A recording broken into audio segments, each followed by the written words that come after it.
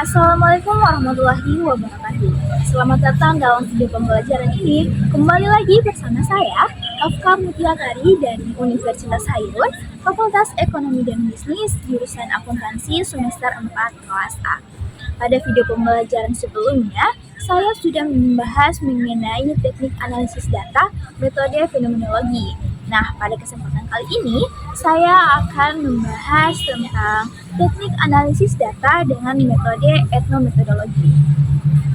Metode ini merupakan pendekatan dalam penelitian kualitatif yang fokus pada bagian individu dalam suatu masyarakat, menciptakan dan memahami realitas sosial dalam interaksi sehari-hari.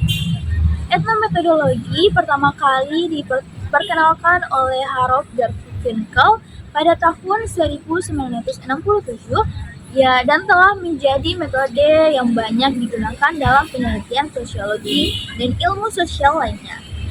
Dalam video ini, kita akan mempelajari konsep dasar etnometodologi, teknik analisis data yang digunakan, serta contoh penerapannya dalam penelitian ilmiah. Apakah teman-teman tahu apa itu etnometodologi?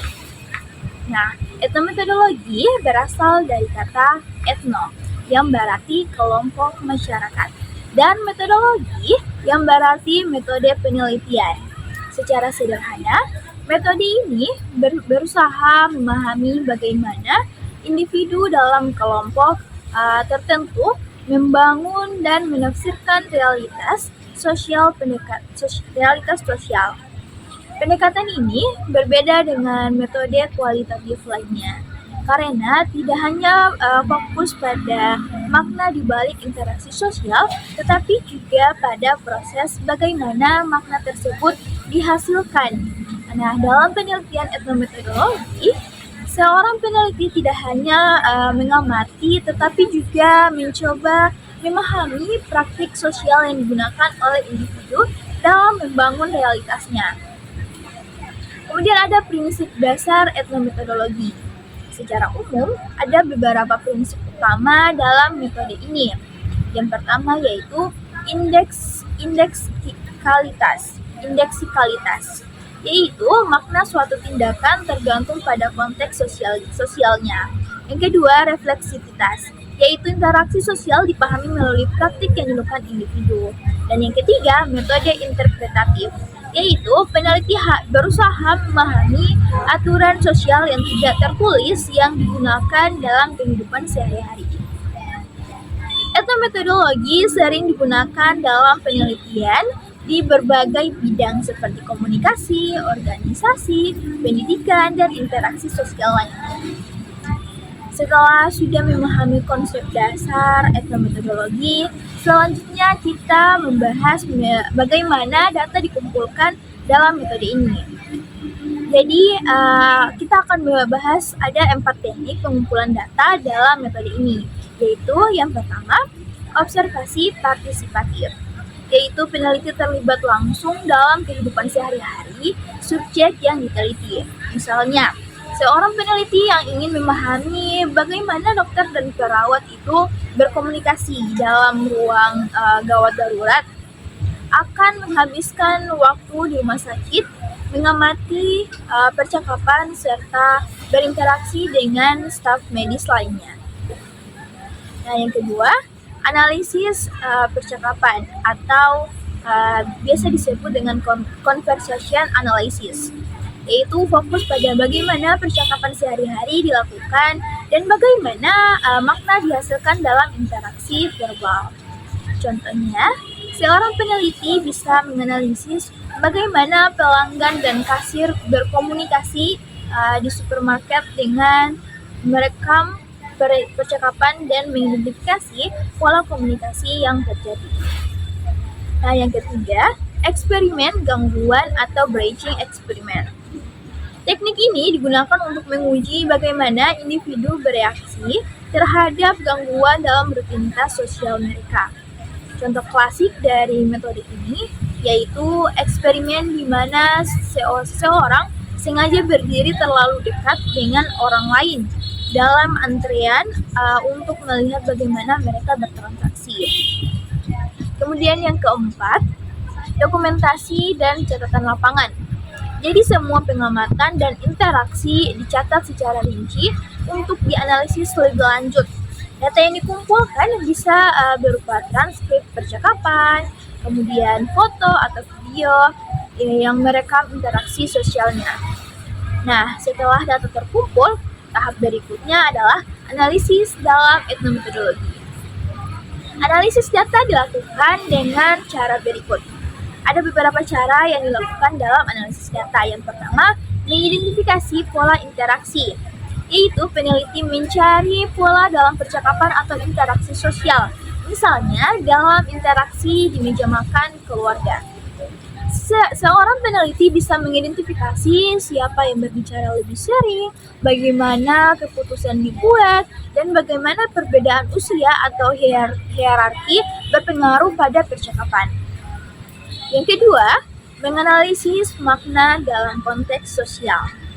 Jadi, setiap tindakan dan ucapan dianalisis dalam konteksnya. Sebagai contoh, dalam analisis komunikasi antara pasien dan dokter, seorang peneliti bisa melihat bagaimana penggunaan istilah-istilah medis yang kompleks memengaruhi pemahaman pasien terhadap penyakit yang dideritanya. Yang ketiga, menelusuri norma sosial yang tidak tertulis. Jadi, salah satu tujuan dari metode etnometodologi adalah mengungkap norma dan aturan sosial yang seringkali tidak disadari oleh individu. Contohnya yaitu dalam penelitian tentang budaya kerja di perusahaan. Seorang peneliti bisa menemukan bahwa meskipun tidak ada aturan tertulis, karyawan cenderung tidak mengajukan pertanyaan kepada atasan selama rapat berjalan. Kemudian yang keempat, interpretasi data dengan pendekatan induktif, yaitu data dianalisis secara induktif, artinya peneliti tidak memulai dengan hipotesis yang kaku, tetapi membiarkan pola dan temuan muncul dari data itu sendiri. Agar kita lebih memahami penerapan metode ini, mari kita bahas sebuah contoh penelitian yang menggunakan metode etnometodologi. Misalnya, seorang peneliti ingin memahami bagaimana sih pengemudi ojek online itu berinteraksi dengan pelanggan mereka.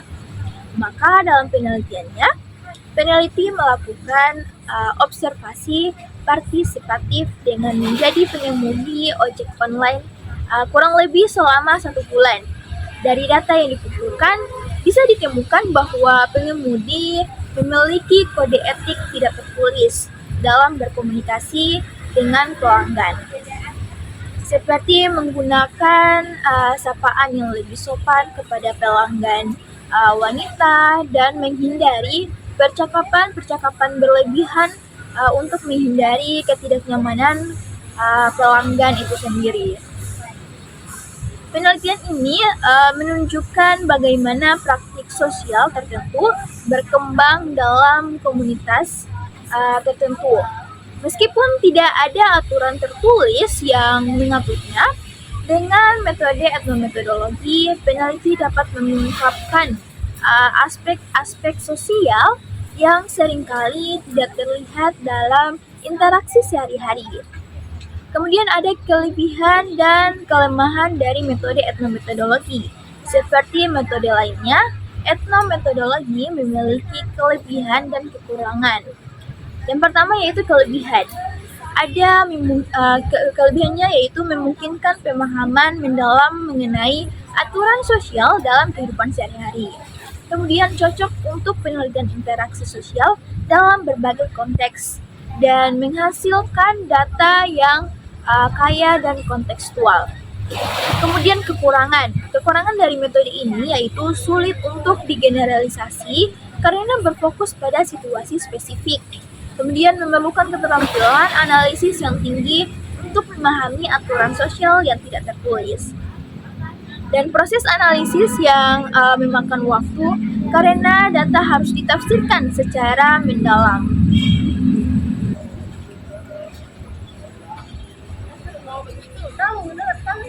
Kemudian ada prinsip-prinsip utama dari metode etnometodologi. Yang pertama ada indeks citabilitas, yaitu tindakan atau ucapan selalu bergantung pada konteksnya. Tidak ada makna yang bersifat universal atau absolut. Kemudian etnometodologi berusaha untuk mengungkapkan bagaimana orang menggunakan petunjuk kontekstual untuk memahami makna dalam situasi tertentu. Yang kedua, refleksivitas. Tindakan dan ucapan kita secara bersamaan membentuk dan dibentuk oleh konteks sosial. Kemudian kita tidak hanya merespon konteks tetapi juga secara aktif menciptakannya melalui interaksi kita. Etnometodologi memperhatikan bagaimana orang secara terus-menerus menyesuaikan tindakan mereka dengan konteks yang berubah. Kemudian ada akuntabilitas, yaitu orang-orang bertanggung jawab atas tindakan mereka kepada orang lain. Dan mereka harus dapat menjelaskan dan membenarkan tindakan mereka jika ditantang. Dan akuntabilitas adalah mekanisme penting untuk mempertahankan keteraturan sosial. Kemudian ada tujuan dan analisis dari data metodologi ini, yaitu untuk mengungkapkan logika di balik tindakan sehari-hari. Etnometodologi berusaha untuk memahami bagaimana orang membuat rasa keteraturan sosial, bukan untuk menilai atau mengkritik tindakan mereka. Poin penting dari metode ini yaitu etnometodologi berfokus pada bagaimana orang menciptakan dan mempertahankan keteraturan sosial dalam kehidupan sehari-hari. Analisis data bersifat kualitatif dan interpretatif. Teknik utama meliputi deskripsi mendetail, analisis percakapan, dan studi praktik. Kemudian tujuan analisis adalah untuk mengungkapkan logika di balik tindakan sehari-hari. Dari pembahasan ini, kita telah memahami bahwa etnometodologi adalah metode yang sangat bermanfaat dalam penelitian sosial karena memungkinkan kita untuk memahami bagaimana individu menciptakan dan menafsirkan realitas sosial mereka. Teknik analisis data dalam etnometodologi melibatkan observasi partisipatif, analisis percakapan, dan eksperimen gangguan, kemudian serta dokumentasi interaksi sosial. Analisis dilakukan dengan cara mengidentifikasi pada interaksi, menelusuri norma sosial yang tidak tertulis, dan menafsirkan makna dalam konteks sosial tertentu. Nah, mungkin demikian materi yang bisa saya share pada kesempatan video pembelajaran kali ini. Semoga materi ini dapat membantu kalian dalam memahami dan menerapkan metode etnometodologi dalam penelitian. Terima kasih telah menyimak video pembelajaran kali ini. Jangan lupa di like, di komen, dan di subscribe. Wassalamualaikum warahmatullahi wabarakatuh. Sampai jumpa di materi berikutnya.